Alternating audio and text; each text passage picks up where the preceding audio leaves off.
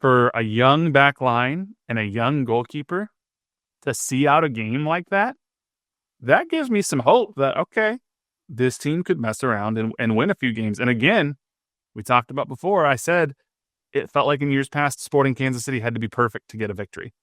They were far from perfect on Sunday, and they found a way to win.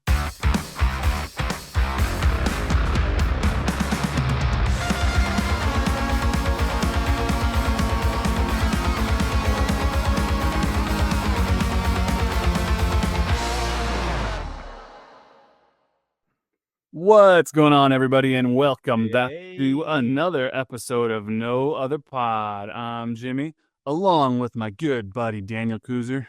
Dan, what's going on, my friend? What's up, man? Just hanging on to these 3 points today, having a great time. Watch me. It's feeling good, dude. What a day.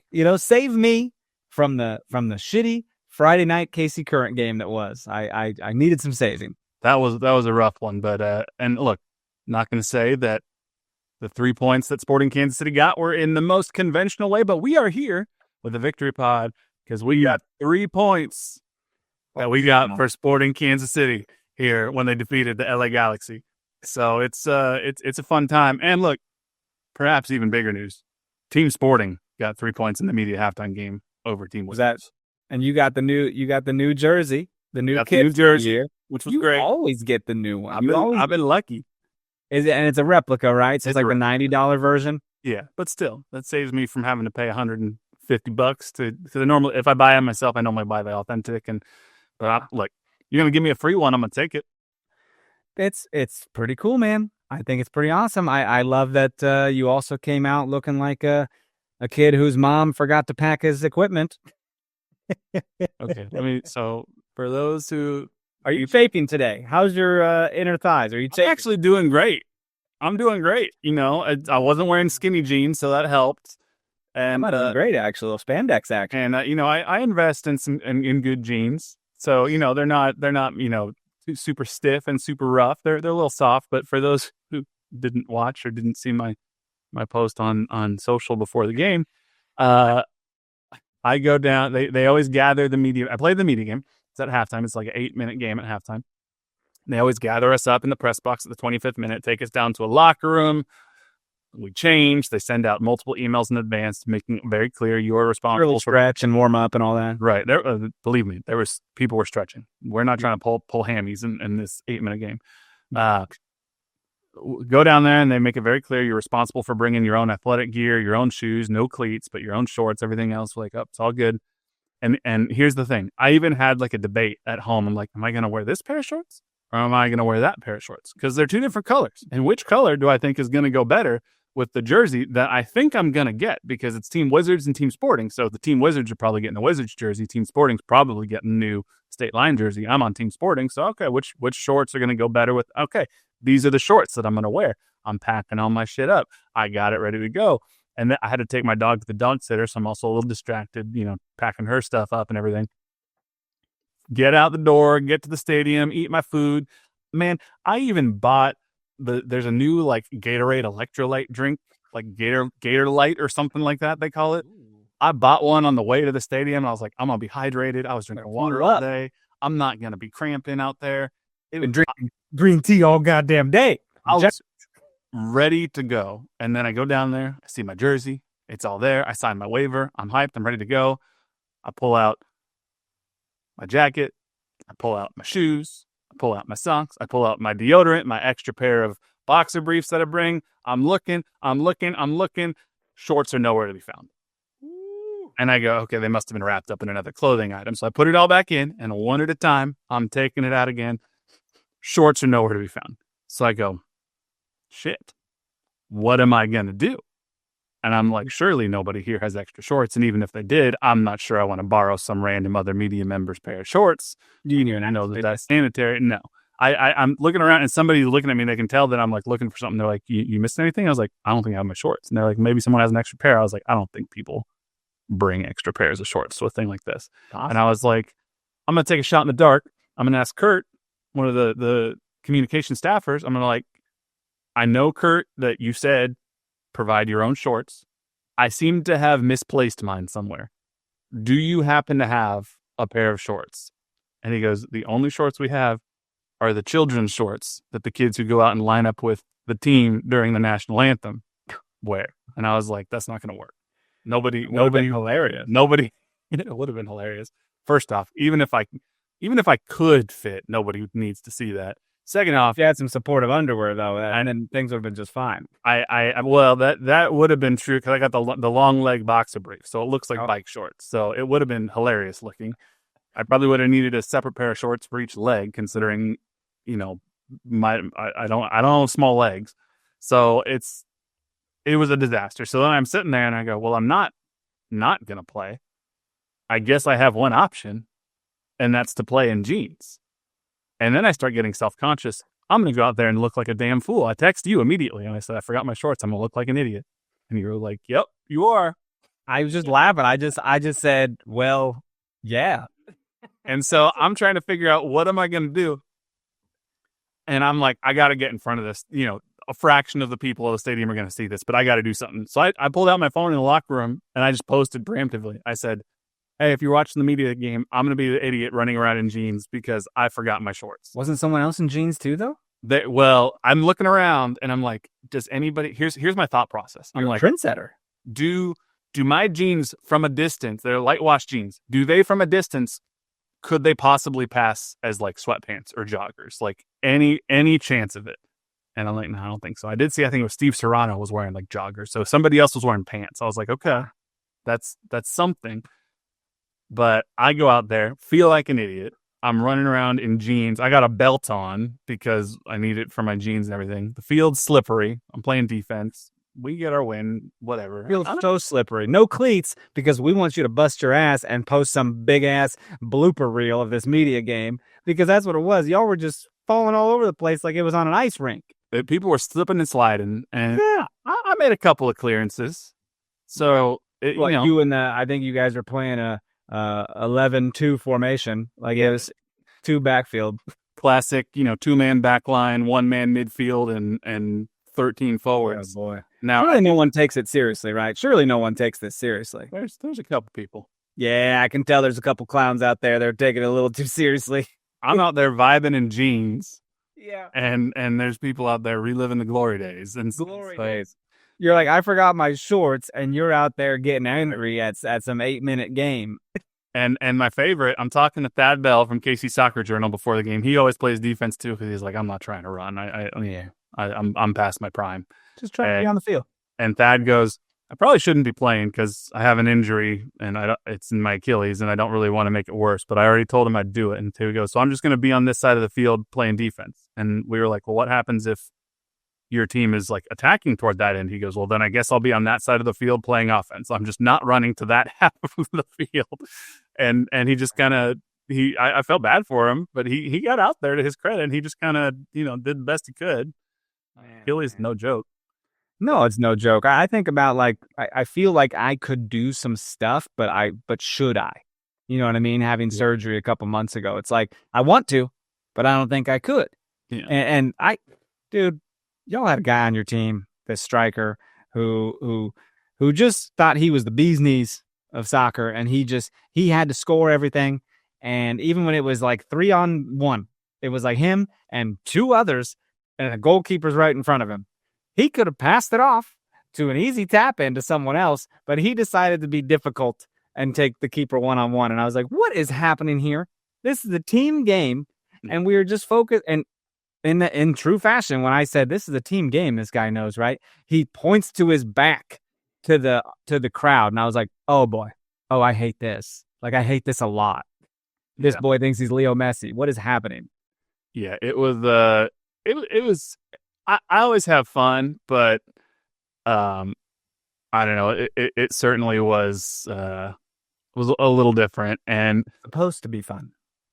Yeah, and I did have fun. I'm glad about it. But the funny thing is, I had a work event on Monday morning. Obviously, it was a Sunday game, and I'm like, okay, well, I knew one of my coworkers was there, and she was like, it looked like sweatpants from a distance. It was fine. I think she's trying to make me feel better. The Then another coworker that I had no idea was there. We're at this work event in the morning. He comes, he sees me from across the room, beelines to me. I'm like, this is different. I don't normally interact with this guy this much. And he goes, hey. I was like, what's up? He goes, you know you're not supposed to play soccer in jeans. And I was like, God damn it. What an asshole. That is messed up, dude. It's like my mom forgot to pack them, okay? Right. My shorts were missing. And the kicker, I get home, and sure enough, shorts I picked out that I landed on, just sitting on top of my dresser. Well, that's good. At least you didn't, like, drop them in the parking lot or something, you know, but that's awesome. Dude, overall, though, like, this was Star Wars Day, and it was kind of a decent little branding thing. I'm kind of a nerd for Star Wars stuff as it is. I know some people have like Marvel and Star Wars burnout, but I'm still going strong, baby.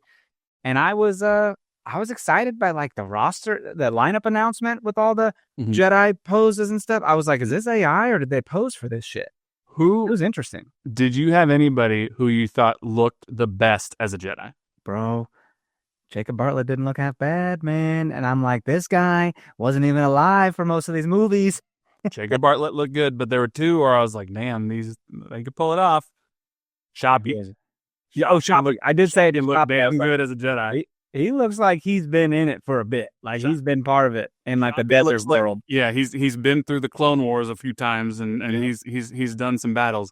And then you know who looked also good as a Jedi, but I was like, this is the movie frontman Jedi. This is not the Jedi who's out there, you know, in the nitty-gritty of the battles. This is the leading man Jedi. It was Dejan Jovic. Yeah. It was cool, dude. And even on like the plaza, they had a lot of people dressed up and like taking pictures with people and stuff. Yeah. I didn't take pictures. They were giving away little miniature lightsabers. I was messing with Marissa. I was like, okay, so I got to bring my lightsaber. And she's like, what? Do not bring your lightsaber. I said, when Jimmy scores, he's going to take it and celebrate. Like he's going to do like a thing. And she goes, that thing broke when it was shipped to us. We're not taking it places. You text me and you're like, it's too expensive to just be sitting on my mantle. And I said, no, it's too expensive to not be sitting on your mantle. Like you don't want to break it.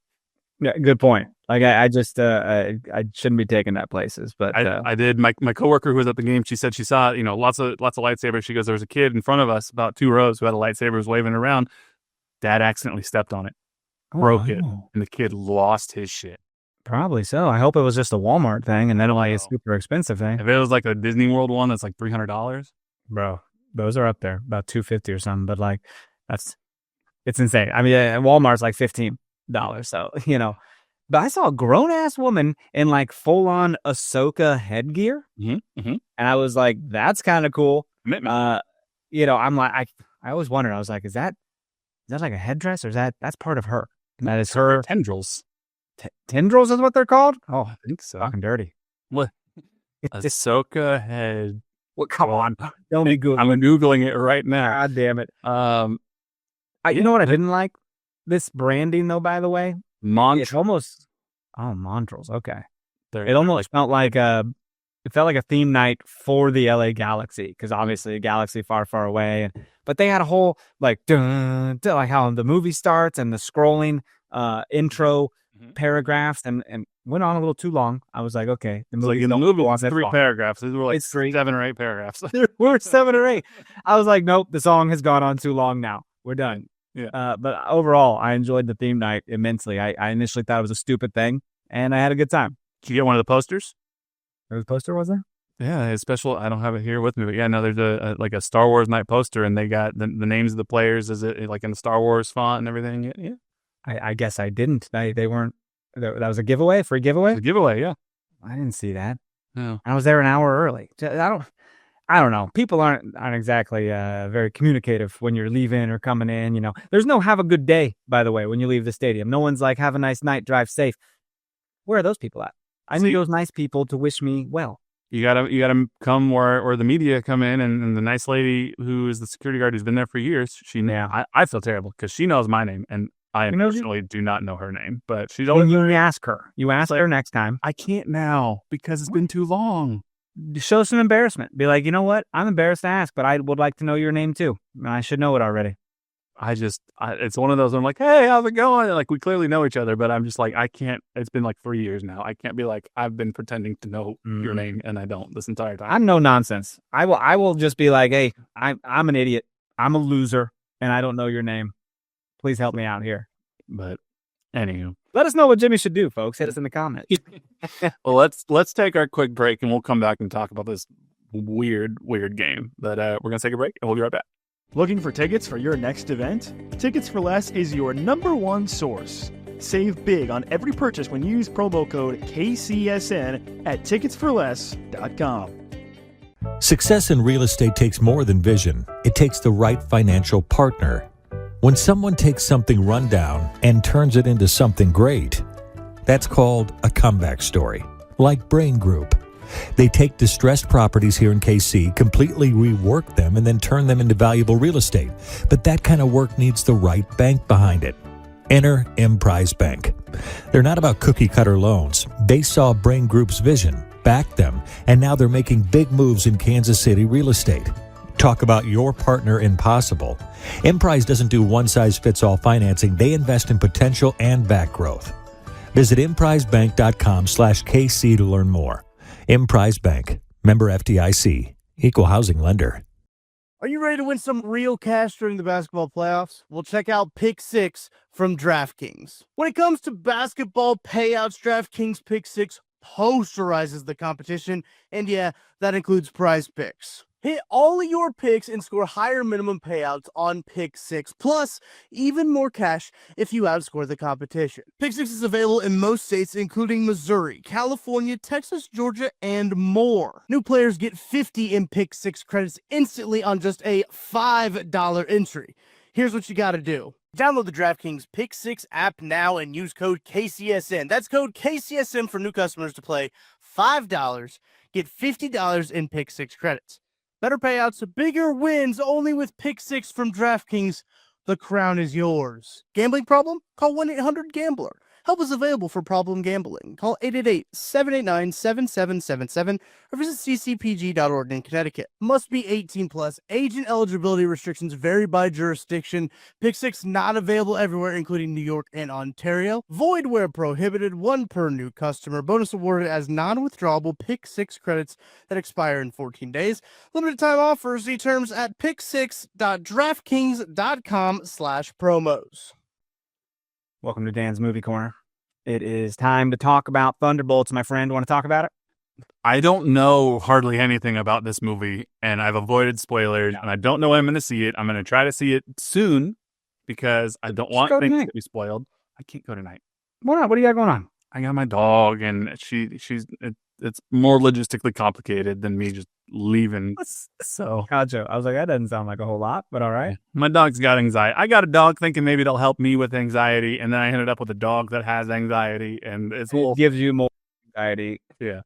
So, well, dude, all Marvel's doing is spoiling this movie already. So I know some shit, and I haven't even seen it. And it's Tuesday, I'm seeing it tonight. So everyone just shut up because Marvel blew it. But I did see last week, The Amateur with Rami Malek.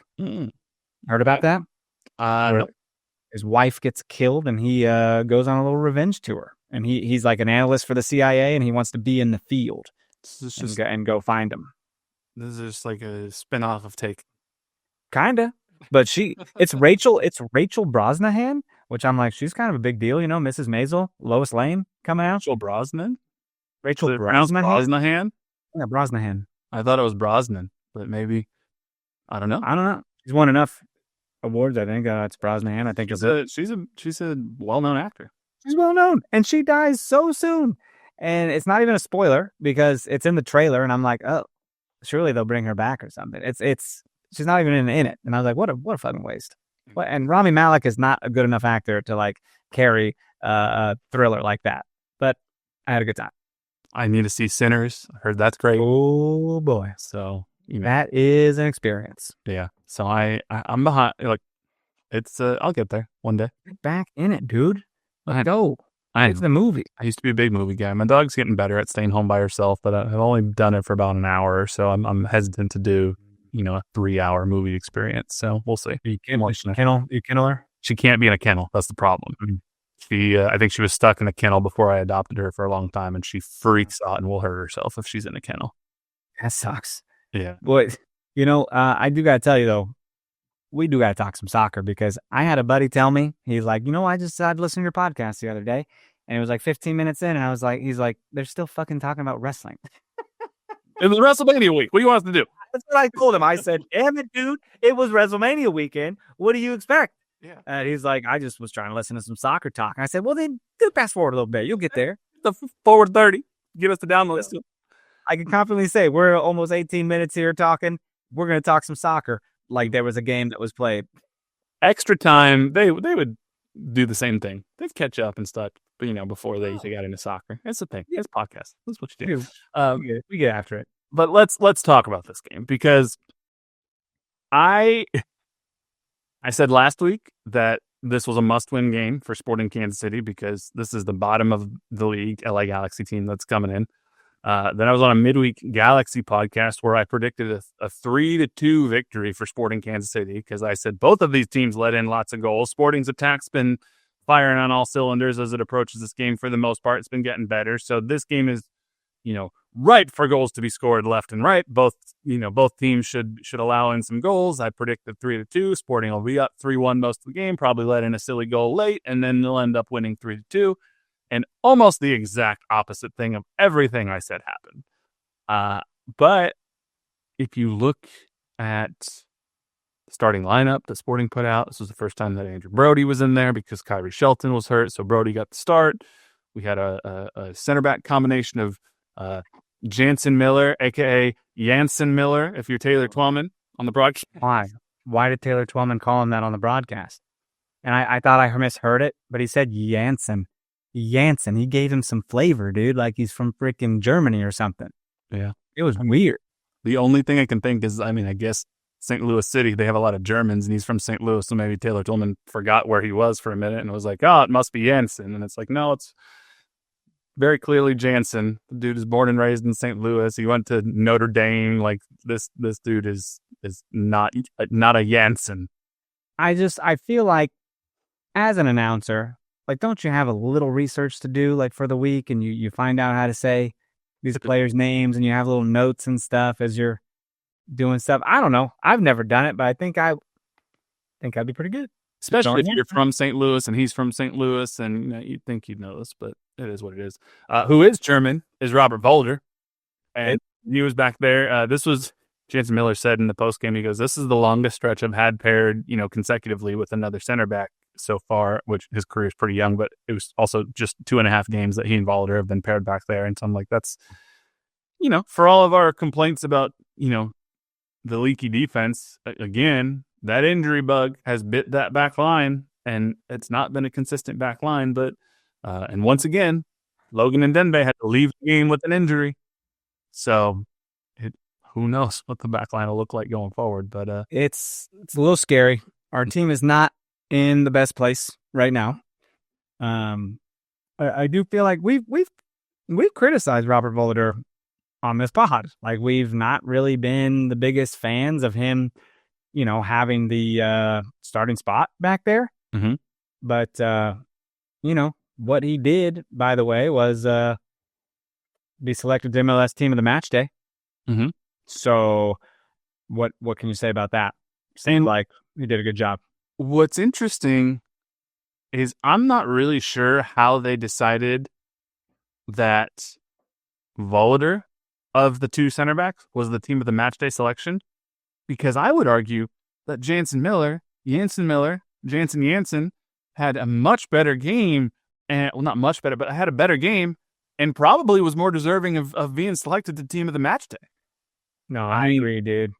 He's playing, man, and he's even getting up in the attack sometimes, and I'm like, what are you doing, Jansen? You better get out of there. Like, you're in the back line, bro. Like, I can appreciate it. And he's a young dude who, like, wants to play. And Kerry Zavagnin is, like, saying good things about him, Mm-hmm. I asked Kerry about Jansen in the postgame, and he had nothing but high praise to say about him, and I think the answer actually got posted on socials. I think if we could get if we could get a subtweet here and at JCMac03, anyone who's listening, make sure you tag at JCMac03 or the pod. But no, he said we knew it from day one. We knew we had a good person, a good player, and a competitor.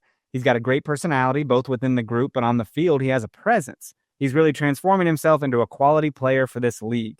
Mm-hmm. How does someone like that not get team of the match day? He ain't saying that about Robert Volter. Well, and if you look at the stats, Daniel Sperry tweeted this out, but Jansen Miller had 13 clearances, 6-headed, 2 blocks, an interception, and a recovery. Volter only had 6 clearances, 3-headed, an interception, and 2 recoveries. So, I mean, even statistically, Jansen Miller outperformed Robert Volter. And there was one play toward the end of the game where the Galaxy had been, attacking. We'll talk about the own goal here in a second, but for most of the second half, the Galaxy were down. They were on the front foot. I mean, Sporting had like 28% possession, 29% possession according to FotMob for the whole game.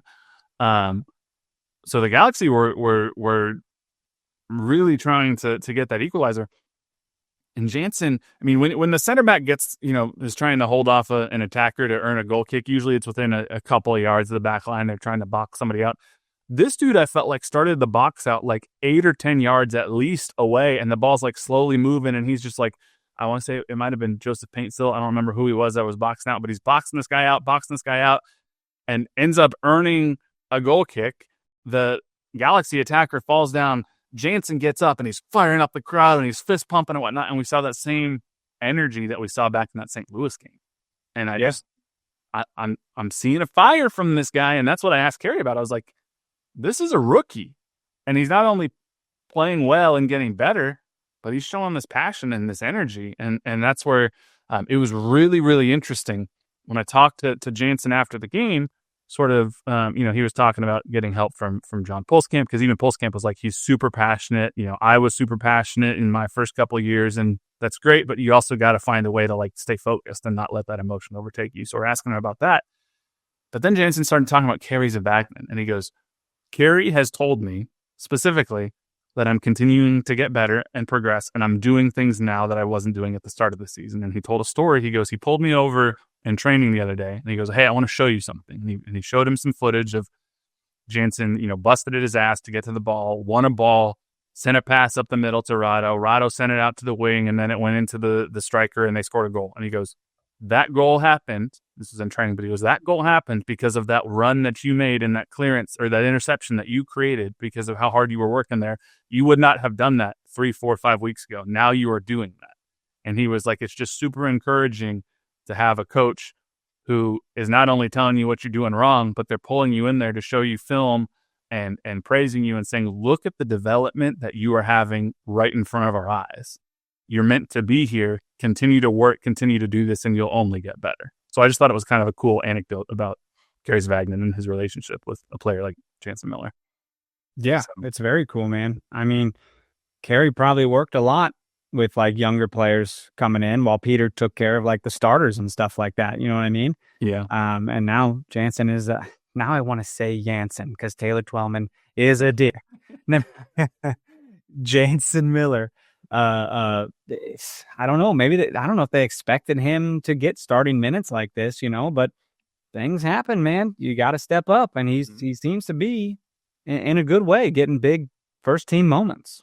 Yeah, and the other thing, I don't think he meant this as a shot at all at Peter Vermees, and I don't know that he necessarily meant to imply that Vermees didn't do this, but he goes, one thing that I really appreciate about Kerry is he goes, even if he's telling you when you did something wrong, or he's criticizing you, or he's giving you some feedback or whatnot, he goes, he always tells you like, hey, you're doing this well, you also could do this better. Like, here's where I need you to improve. You do it, this is good, but you need to work on this. So it's not just like, hey, you're shit. Hey, you're bad at this. Hey, you got to be better. Hey, so he's like, it's at least for him, he goes, felt like he really responded to that type of coaching where he's like, hey, this is good. Now let's work on this, as opposed to just only hearing about when you're doing something wrong. So yeah, for sure. Just an interesting look into sort of like Kerry Zavagnin's coaching philosophy as he's making his case for the full-time spot. Yeah. So let's take our second break here real quick. And then, we'll talk about the goal that happened and what this means for Sporting, what this means for the Galaxy, etc. So we'll take our break and we'll be right back. Thanks for listening to KC Sports Network. Make sure you download our new app. Find it on the App Store or Google Play. Just search KC Sports Network. Oh, buddy, I got to tell you, it was a gorgeous day out at this game, for one. Mm-hmm. I had a little track jacket on, Mm-hmm. Looking to be a little breezy in the shade.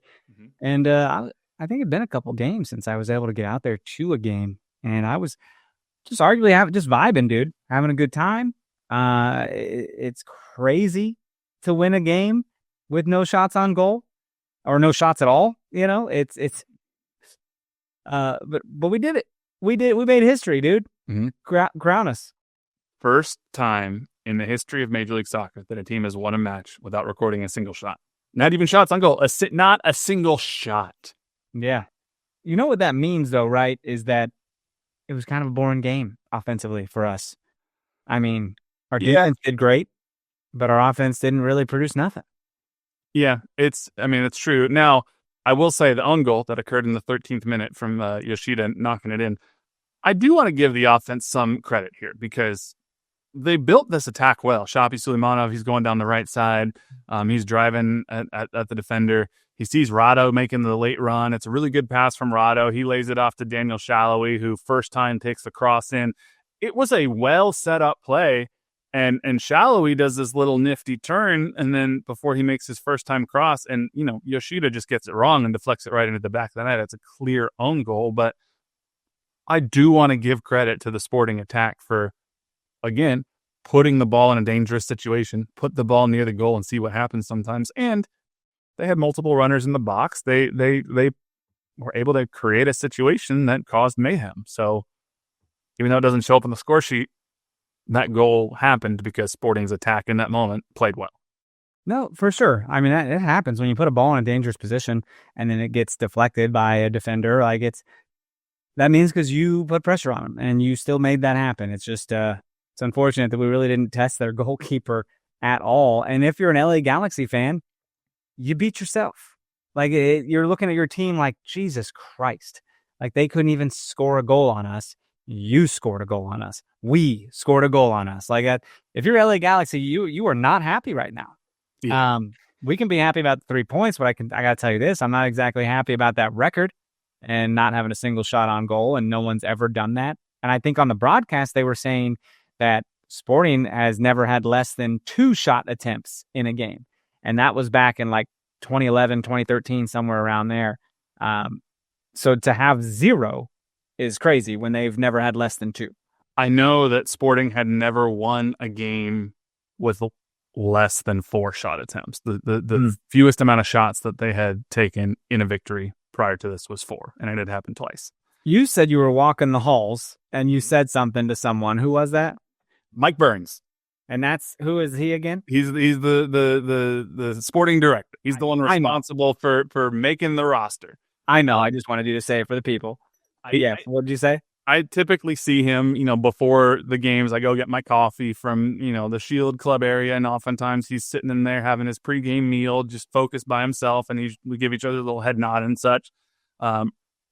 I'm running to the bathroom after the game's done before I head down to the press conference, and I'm in the hallway, and he comes out of the Sporting KC technical box where he sits during the game, and we're walking past each other, and I said, first time in league history, and he goes, oh, and he just grunts and looks to the ground and shakes his head. And I was won't even say anything to you? I go, a win's a win. And he goes, I guess it is. So he was clearly the hell was that? But I mean, you take 3, those 3 points are just as good as a 3-point victory if we won 10-0. From a fan perspective, it is a weird game to be at because you're it wasn't really entertaining, but you still got that euphoria of fireworks and a win and 3 points in the standings. And it's I guess that's fine. It just feels icky. It feels weird. Were you like me where I don't know that this is a common experience for fans who are there at the game or not, but no, I didn't forget my shorts. I got to a point where probably around the 80th minute, where I switched to actively rooting for Sporting Kansas City to not take a shot. Of course. Now, Of course. I wanted a result, and if it would have required more shots to get a result, then obviously that was the what needed to happen. But my first choice scenario, probably around the 80th minute, became I hope Sporting takes 0 shots this entire game and somehow wins 1-0. I couldn't believe it. I could not believe it even happened, but I was thinking the same thing. Mm-hmm. Like, for one, I don't want them to score at the end and have them draw us. And I was like, shit, so that would ruin this stupid little stat. But I wanted this weird, stupid stat, dude. I wanted this negative stat. It just in a year that's been not so great so far, I wanted this. It mattered. I mean, I will say, obviously, and Kerry said this as much, in the post game, like, this is not a sustainable way to win games. This is not how you draw it up. This is not how you want to win games necessarily, because you don't want your attack to get 0 shots in a game at all. Having said that, I do think this says something about this team. I think it says something about these players, or at least the direction they are headed. Do I think this is a championship caliber team because they won a game like this? Absolutely not. Do I think this team has some level of grit and resolve and determination that we haven't really seen from Sporting Kansas City teams in the last 2-3 years? Yeah, I do. Because I can't think of any time over the last, 2-3 years where I was sitting there thinking that a defensive performance like that was possible. Because, look, we've been critical at times of John Polskamp and his decision-making and his positioning and such. And was he perfect yesterday? No. But he was significantly improved compared to where he was earlier in the season. John Polskamp had a very good game, I thought, and made some very difficult good saves. And he was decisive coming off the line, especially on set pieces, which he had not before. So for a young back line and a young goalkeeper to see out a game like that, that gives me some hope that, okay, this team could mess around and win a few games. And again, we talked about before, I said it felt like in years past, Sporting Kansas City had to be perfect to get a victory. They were far from perfect on Sunday, and they found a way to win. And I think that's something. It worked. Yeah, I mean, it's something. I think they'll be happy to put this in the rearview mirror and move forward, man. Is this the time where I should read what Chip said here? Give it to me. Chip hit us with some stuff. He said, we all have experienced ties that feel like a loss, but this has to be the first time that a win felt like a loss. Welcome to Stats Don't Matter and Nothing Makes Sense. For the first time in the league, and from what I've seen extending beyond MLS, a team has won without having a single shot, let alone a shot on target. But this game also represented something rough for SKC. Leave the fact that we won aside. This is the first time in club history that we've been held to 0 shots in a match. I think the lowest I saw was 3 shots with none on target against the Columbus Crew in a 2022 0-0 draw, as well as 3 shots with none on target against the Columbus Crew in a 2024 4-0 loss. But did LA just draw all the air out of the attack? Or were we just unable to get ourselves together for anything in the attacking third? The game stats show only 29% possession for SKC, which is remarkably low for a team which previously had been dominating the possession game. This is the lowest possession we had since the May 2022 game against NYCFC, where we had 28% possession in a 0-0 draw. Coupled with the low possession, we only had 309 pass attempts in the game, compared to LA's 761. In all the numbers, it felt like SKC was playing a man down and turtled the entire game, but it didn't appear as though we played much of a different game in terms of the spread of touches among SKC's roster. In terms of non-goalkeeper touches, 30% were attack, 30% mid, and 40% defense, relatively standard for the team. The one breakdown that I think of as interesting is where the touches were happening. While SKC has traditionally been just below 4% of touches in the attacking penalty area and almost 30% of touches in the attacking third, we were below on both of those metrics, 2.7% and 24.2% respectively. In short, we weren't able to string together passes, and once we got into the attacking half, things kind of fizzled out.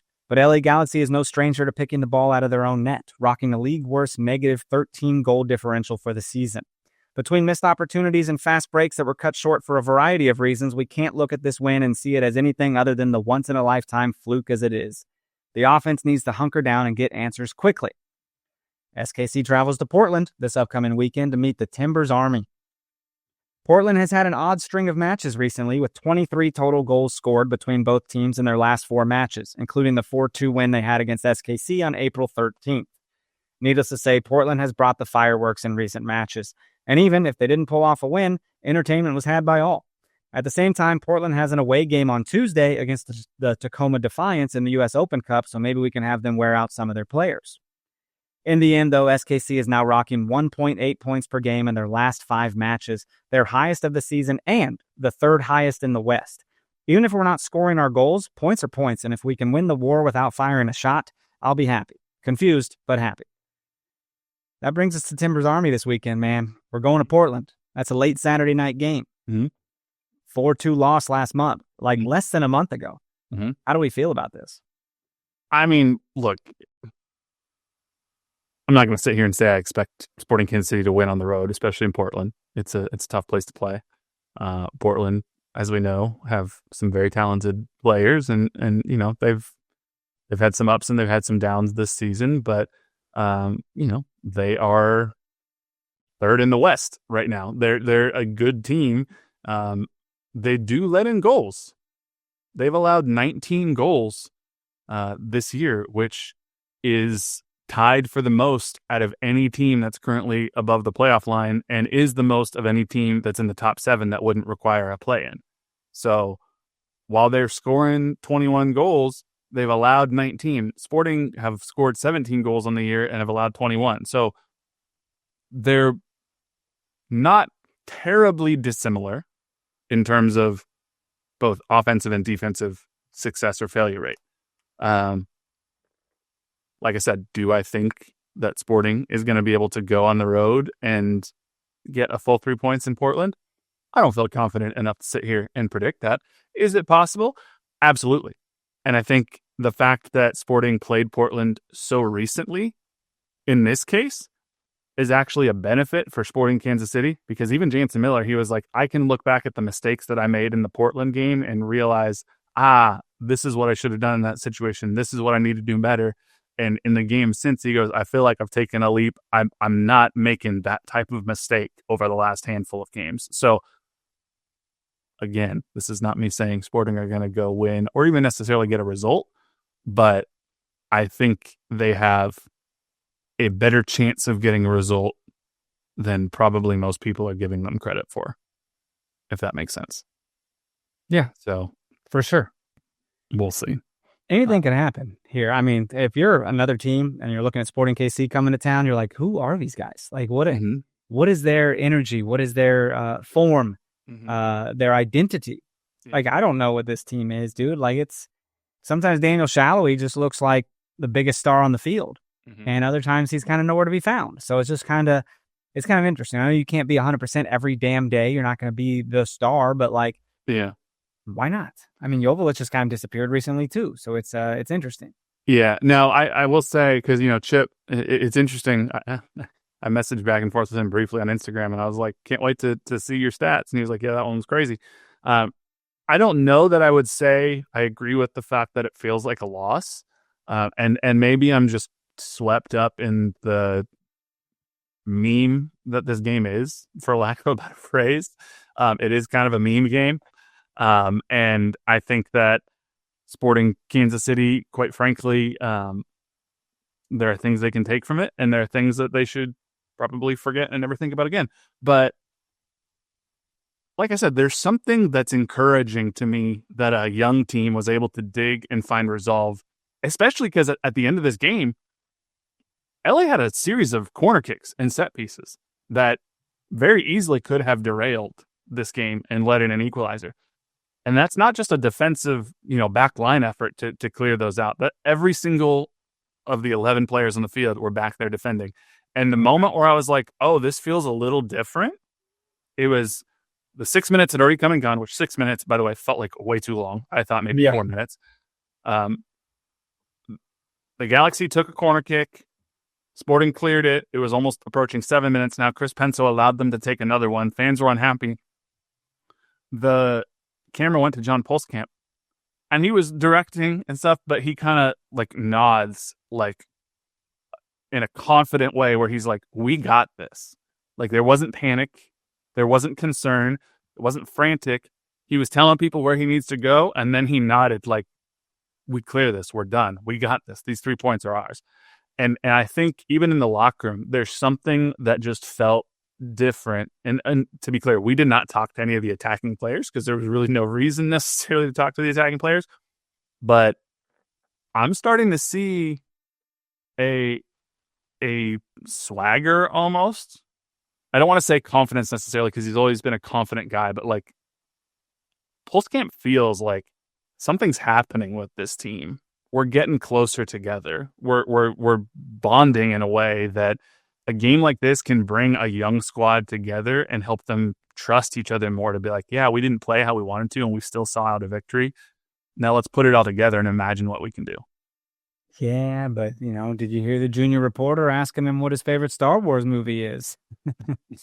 You didn't, right? They were playing it during the media game, bro. That's funny. They were playing like media. They're playing stuff for us to watch when y'all are out there. We're trying to watch you. That's because there's fools out there running around in jeans. They know it's not a serious game. They're like, he's wearing jeans. All right, let's play this junior reporter thing. No, he said his favorite Star Wars movie is Episode 3. Revenge of the Sith. It's a fine one. It's a fine movie. It's one I think about all the time. I'll be in my head going, dun, dun, dun, dun, dun, dun, dun, dun. Just get a little excited, That is a very 24-year-old answer. It is, but what's yours? What's your favorite? I mean, it's Empire Strikes Back. Is it? Yeah. I mean, it's tough, dude. I don't know. Yeah. I mean, I do love the prequel series. I mean, they're fun. I was a preteen / teenager when those came. Sure. Those are quote unquote, you can say my Star Wars movies, but I mean, I saw the original trilogy long before then. I can remember when the prequels did not exist. John probably can't. So right. But no, I mean, I like where this team is going in terms of building blocks for the future. I don't think this team, will this team mess around and sneak into, the 8th or 9th seed and get a play-in game? Maybe. I don't know. Maybe not. I don't feel confident saying they will, but I also am not going to sit here and say they have no chance of doing it. Are they going to win a trophy this year? Almost certainly not. But I'm excited to see progress from Pulskamp. I'm excited to see progress from Jansen Miller. And I'm excited to see somebody like Jacob Bartlett or even Jake Davis continue to grow and progress. So it gives me hope for the future that we might be able to have a few pieces that if you then continue to build around with some new defensive signings and the offense can get back on track, because they had been looking pretty good outside of this game over the last handful of games, then there might be something there. Who knows? Might be something there, man. I don't know. I'll be interested to see what happens this weekend. Gotta bring it up to Portland. It's not going to be easy. No, not at all. And Portland, like we said, they're a good team, and they are coming off a 4-1 loss on the road to San Jose, so they're going to be upset.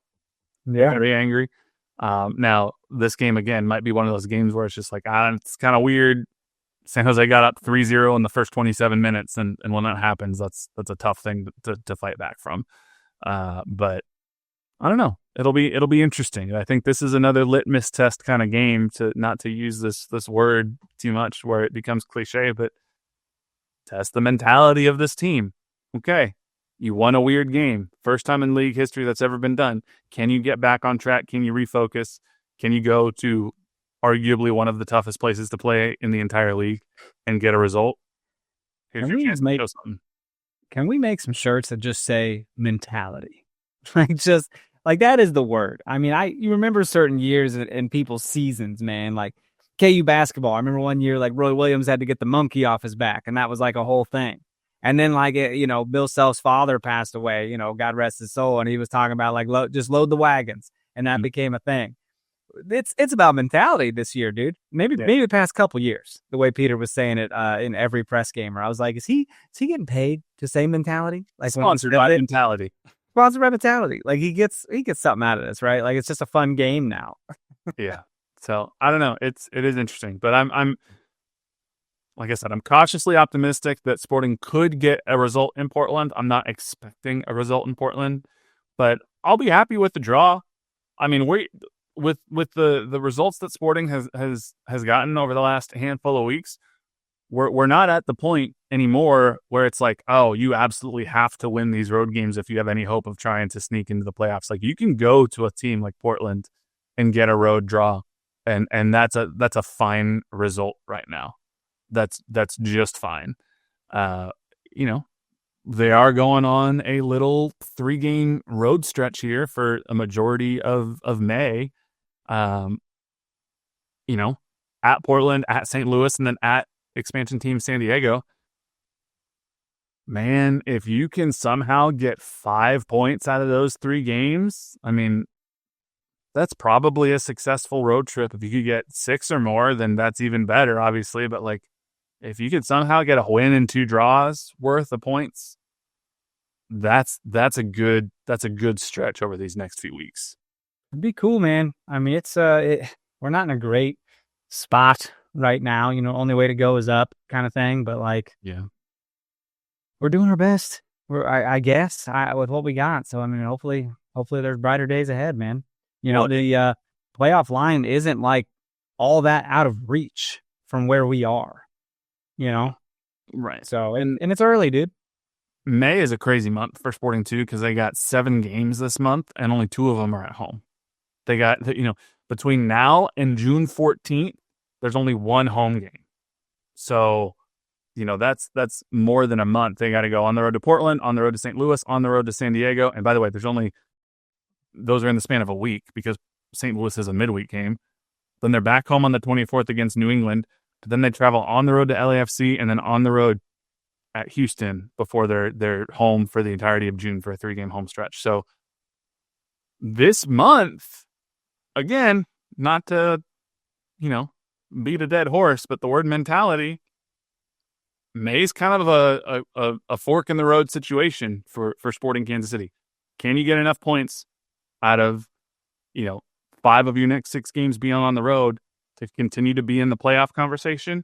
Or is this going to be the month that sends Sporting Kansas City in a hole that's too deep for them to dig themselves out of? It's, these summer months coming up, man, these make or break a team.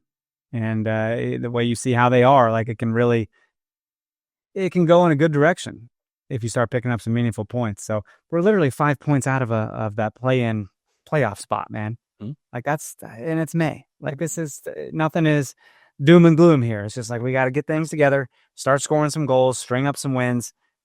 And why not this Saturday at a late Portland game? And we're above St. Louis in the standings. We're right above them. Hell yeah. Got that goal difference, or not goal differential. No, wins, right? Is it wins? It is wins. Wins is the first tiebreaker. Yeah. And then goal differential will be after that. But we got them on wins. It's that win over St. Louis. That's the difference right now. That 2-0 victory at home over St. Louis is what has them above them in the standings right now. So gotta love it. Let me ask you. Chip had a good point though, real quick, about the U.S. Open Cup game. I mean, they'll be the tired legs essentially, right? Mm-hmm. Let me ask you this. On the flip side, coming off this game, LA Galaxy are now winless in 11 games. There's Greg Vanney. He's coming off an MLS Cup victory just this past season. They don't have Ricky Puig. They obviously don't have Dejan Jovic anymore. More fans are starting to turn up the heat on Greg Vanney in a similar way that fans started turning up the heat on Peter Vermees a couple years ago. Is there any world where it's sane, especially after a game like this, to have a conversation of, do we need to move on from Greg Vanney 11 games after he won MLS Cup? I don't know, man. It's pretty wild to think about. Has any other team had a collapse like this? Like riding high, raising trophies, and then just tanking. Like that's weird. It is weird, and you obviously want results, and yeah, you can say, well, yeah, you're best midfielder in the league outside of Lionel Messi, he's not available because he's got a ACL injury, and you got rid of your DP striker and all this stuff. But still, this is what ultimately was the death knell for Peter Vermees in terms of his career with Sporting Kansas City. You still have to get results in some fashion, and 11 games winless for the Galaxy, the most successful team in the history of the league. This is not something that the Galaxy are used to. I sent a message to Edgar, who I was on the midweek podcast with, and I was like, well, that certainly was a game of soccer that was played tonight. And he was like, that game legit made me sad, and I don't get sad at sporting events. And I was like, I'm sorry. I don't know what to say. And I'm not saying that to make fun of him, but as funny as I find it and as we find it as sporting fans, I can't imagine being a Galaxy fan on the other end of that game. I would be furious. It would be weird, man. It would be so weird. You beat yourself. You know what I mean? That defender that deflected that ball in, you beat yourself. Yeah. So it sure is interesting. But we'll see. It's so funny looking at the advanced stats. I'm looking at FOTMob right now and just seeing full time Sporting Kansas City 1-0, and then being expected goals 0, total shots 0, shots on target 0, big chances 0. This doesn't even compute in my mind. But hey, all you can do is put it behind you, just like any other game. Normally we're saying that about losses, but we're literally saying that about a victory, which feels wild to say. But for all the shots the Galaxy had, 11 shots, only 1 was on target. Yeah. So again, Postcamp wasn't really challenged. He made there were some set pieces where he covered the bar well and all that stuff. But again, I think he played well. He was decisive. He came out of the box. He commanded the box well. So I'm satisfied with the defensive performance for sure.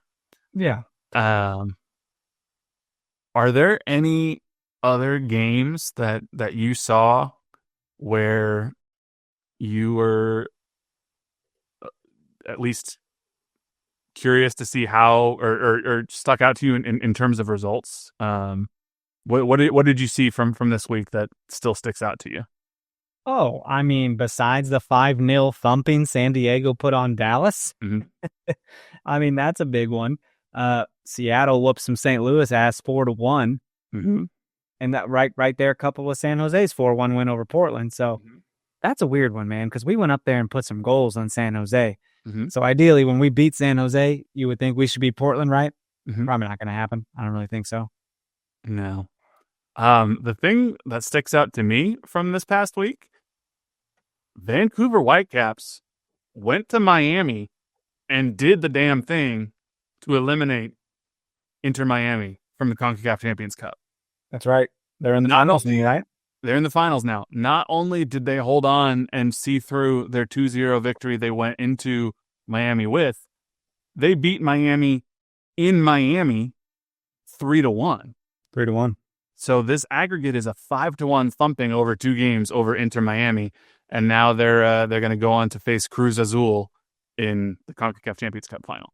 Probably the 2 teams that neither league wanted in there. Those aren't the flashy teams. Miami Tigres was the marquee matchup that I'm sure everybody in CONCACAF and MLS and Liga MX was wanting. But hey, shout out to Vancouver, man. That is an awesome story, and just what stuff was there for the taking for Lionel Messi in Miami. And oh yeah, this is I'm going to call it a choke job. So yeah, I guess so. But looking ahead, man, you got Open Cup, U.S. Open Cup coming back. That's exciting. Got some MLS teams as a part of that. But upcoming games for the week besides ours, it's not fun one. Really okay. Nashville, Charlotte. That one should be interesting. Vancouver, LAFC. Clearly, with seeing how Vancouver's been doing, that one should be interesting. Minnesota, Miami. I'm interested to see how Miami responds. So I don't know. There are a couple interesting games in there. I think Nashville, Charlotte. That one will certainly be something to keep an eye on because those are 2 teams that are right there in the hunt of Eastern Conference playoffs. And I know we don't talk as much Eastern Conference here because we're a Western Conference team, but those are 2 good teams that score some goals. So that'll be a fun one. 100%. So you got anything else for our good listeners after a weird week of soccer? I got nothing else, man. No, I hope we get done in Portland. I hope so too. Man, it's good to have another victory pod, even if you could have asked me to predict a million times how this would have gone, and I would not have guessed it this way. But hey, as I said to Mike Burns, a win is a win. So thank you all so much for sticking with us and listening to the podcast. Make sure you leave a 5-star rating and review wherever you get your podcasts. Follow us on social at NoOtherPod, at Dan Kooser, at JCMac03. Send us an email, nootherpod@gmail.com. Check us out on YouTube, KCSN Soccer, or via the Kansas City Sports Network app. But until next time, he's Dan, I'm Jimmy. We'll catch y'all later. See ya. A win's a win, Mike Burns.